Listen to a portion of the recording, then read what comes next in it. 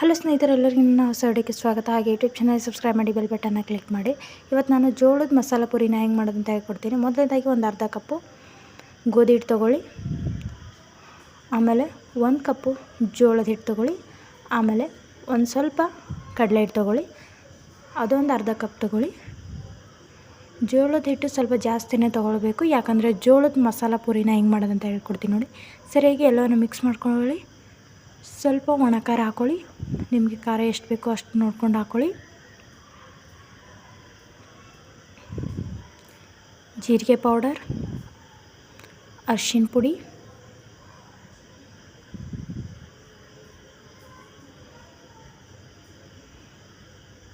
ಧನಿಯಾ powder, ರುಚಿಗೆ ತಕ್ಕಷ್ಟು ಉಪ್ಪು, ಇಷ್ಟನ್ನೇ ಎಲ್ಲ ಹಾಕ್ಕೋಬೇಕ್ರಿ. ನೋಡಿರಿ, ಸ್ವಲ್ಪ ಕೊತ್ತಂಬರಿ ಹಾಕ್ಕೊಡ್ರಿ, ಕರಿಬೇವು ಇದ್ದರೂ ಕರಿಬೇವೂ ಹಾಕ್ಕೊಡ್ರಿ. ಕರಿಬೇವು ಕೊತ್ತಂಬರಿ ಎರಡು ಹಾಕ್ಕೋಬೇಕ್ರಿ.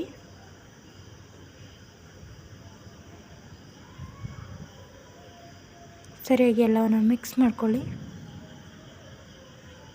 ಮನೆಯಲ್ಲೇ ಮೈದಾ ಹಿಟ್ಟಿಲ್ಲ, ಪುರಿ ಮಾಡಬೇಕಂತ ಆಸೆ ಆಗಿರುತ್ತೆ. ಸೊ ಆವಾಗ ಏನು ಮಾಡಬೇಕಂತ ಯೋಚನೆ ಮಾಡ್ತಾ ಇರ್ತೀರಲ್ರಿ, ಆವಾಗ ಈ ಐಡಿಯಾನ ಯೂಸ್ ಮಾಡ್ಕೊಳ್ಳಿ. ತುಂಬ ಬ್ರೇಕ್ಫಾಸ್ಟ್ಗೆ ತುಂಬ ಉಪಯೋಗ ಆಗುತ್ತೆ. ಸ್ವಲ್ಪ ತುಂಬ ಚಿಕ್ಕದಾಗಿ ಕಟ್ ಮಾಡಿರುವ ಈರುಳ್ಳಿನ ಹಾಕ್ಕೋಬೇಕು. ತುಂಬ ಚಿಕ್ಕದಾಗಿ ಕಟ್ ಮಾಡ್ಕೋಬೇಕು ಈರುಳ್ಳಿನ. ನೀವು ಬೇಡ ಅಂದರೆ ಈರುಳ್ಳಿನ ಕೂಡ ಸ್ಕಿಪ್ ಮಾಡ್ಬೋದು, ಬೇಡ ಅಂದವರು. ಸರಿಯಾಗಿ ನೀವು ಹೇಗೆ ಹಿಟ್ಟು ನಾದ್ತೀರಲ್ಲ, ಸ್ವಲ್ಪ ಉಗುರು ಬೆಚ್ಚ ನೀರಿನಲ್ಲಿ ನಾದ್ಕೋಬೇಕ್ರಿ.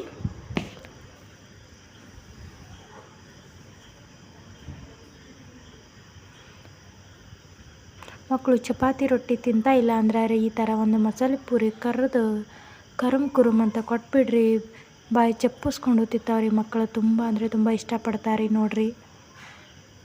ಸ್ವಲ್ಪ ನೀರು ಹಾಕ್ಕೊಂಡು ಚೆಂದಾಗಿ ನಾದ್ಕೊಳ್ಳಿ. ನೋಡಿರಿ, ಪಟ ಒಂಚೂರು ನೀರು ಹಾಕ್ಕೊಂಡು ಚೆಂದಾಗೆ ನಾದ್ಕೊಂಡು ಮೊಳಕ ಹಿಂಗೆ ಆಗ್ತದ ನೋಡ್ರಿ. ಎಷ್ಟು ಚೆಂದ ಆಗೈತ್ರಿ ಹಿಟ್ಟು. ಐತ್ರಿ, ಇದನ್ನು ಸ್ವಲ್ಪ ನೆನೆಯಾಕ ಬಿಡಮ್ರಿ. ಒಂದು 5-10 ನಿಮಿಷ ಬಿಡ್ಬೇಕ್ರಿ. ಒಂದು ಸ್ವಲ್ಪ ನೀವು ಪ್ಲೇಟ್ ಮುಚ್ಚಿ ಇಡ್ತಿದ್ರೂ ಇಡ್ಬೋದ್ರಿ, ಪ್ಲೇಟ್ ಮುಚ್ಚಲಾರ್ದೆ ಹಾಗೆ ಇಟ್ರೂ ಚಲೋ ರೀ. ಐತ್ರಿ, ಒಂದು 5-10 ನಿಮಿಷ ಆದ್ಮೇಲೆ ನಾನು ಲಟ್ಟಣಿಗೆ ತೊಗೊಂಡಿದ್ದೀನಿ ರೀ. ನೋಡಿ, ಹಿಟ್ಟನ್ನ ಒಂದು ಸಣ್ಣ ಉಳ್ಳಿಯಾಗಿ ಮಾಡಿಕೊಂಡು, ಜೋಳದ ಹಿಟ್ಟ ಇಲ್ಲ ಗೋಧಿ ಹಿಟ್ಟ ಎರಡು ತೊಗೋಬೋದ್ರಿ ಹಚ್ಕೋಕೆ. ನಾನು ಜೋಳದ ಹಿಟ್ಟನ್ನೇ ತೊಗೊಂಡಿನಿ ರೀ. ನೀವು ಗೋಧಿ ಹಿಟ್ಟ ಜೋಳದ ಹಿಟ್ಟ ಯಾವ್ದು ಇರ್ತದೆ ಅದು ತೊಗೋಬೋದ್ರಿ. ನೋಡಿರಿ, ಸಣ್ಣ ಉಳ್ಳೆ ಮಾಡಿ ಇಟ್ಕೊಂಡಿನಿ ರೀ ನಾನು ಪುರಿ ಸಲುವಾಗಿ ರೀ. ಇವಾಗ ಸ್ವಲ್ಪ ಹಿಟ್ಟಲ್ಲಿ ಅಳ್ಳಾಡಿಸಿ ಬೆಳ್ಳುಣಿಗೆಯಿಂದ ತಿದ್ದಬೇಕ್ರಿ.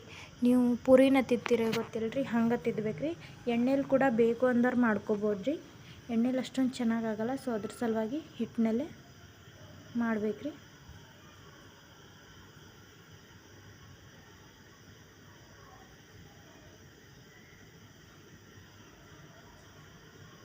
ನಾನು ಒಂದು ಮಾಡಿ ಸೈಡಿಗೆ ಇಟ್ಟೀನಿ ರೀ. ಇದು 2ನೇದು ಮಾಡೋಕೆ ತೊಗೊಂಡಿನಿ ರೀ.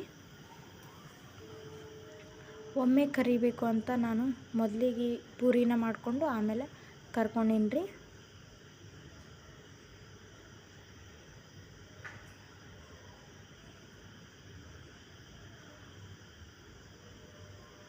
ಆಮೇಲೆ ಬೇಗನೆ ತಿದ್ಕೊಂಡು ಪಟ ಪುರಿ ಹೆಂಗೆ ತಿದ್ಕೋತೀರಿ ಹಂಗೆ ತಿದ್ಕೊಂಡು ಎಣ್ಣೆಯಲ್ಲೇ ಬಿಟ್ಕೊಂಡಿದ್ದೀನಿ ನೋಡಿರಿ. ನಾನು ಸ್ವಲ್ಪ ಎಣ್ಣೆನ ಕಾಯ್ಲೋಗ್ಬಿಟ್ಟು ಆಮೇಲೆ ಎಣ್ಣೆಯಲ್ಲಿ ಹಾಕ್ಬೇಕ್ರಿ. ಪುರಿನ ಹಿಂಗೆ ಕರಿತೀವಲ್ರಿ, ಹಾಗೇನ ಕರಿಬೇಕು.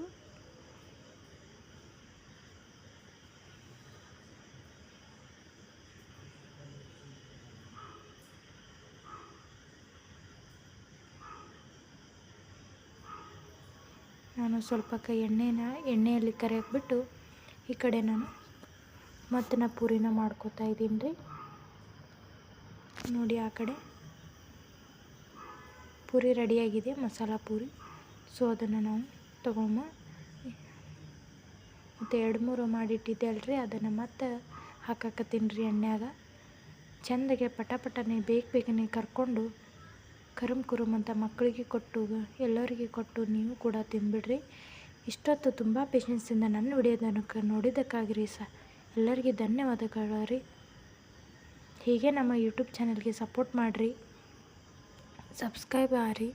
ಯಾರನ್ನ ಇವತ್ತು ನನ್ನ ವಿಡಿಯೋ ನೋಡ್ತಿದ್ರೆ ಹಾಗೆ ನನ್ನ ಯೂಟ್ಯೂಬ್ಗೆ ವಿಸಿಟ್ ಕೊಟ್ಟಿದ್ದಕ್ಕೆ ಧನ್ಯವಾದಗಳು ರೀ. ಹಾಗೆ ವಿಸಿಟ್ ಕೊಟ್ಟದಾದ್ಮೇಲೆ ಒಂದು ಸಬ್ಸ್ಕ್ರೈಬ್ ಬೆಲ್ ಬಟನ್ನ ಕ್ಲಿಕ್ ಮಾಡಿರಿ, ಕಮೆಂಟ್ ಮಾಡಿರಿ, ಶೇರ್ ಮಾಡಿರಿ. ನಿಮಗೆ ಈ ರೆಸಿಪಿ ಇಷ್ಟ ಆಯ್ತಂದ್ರೆ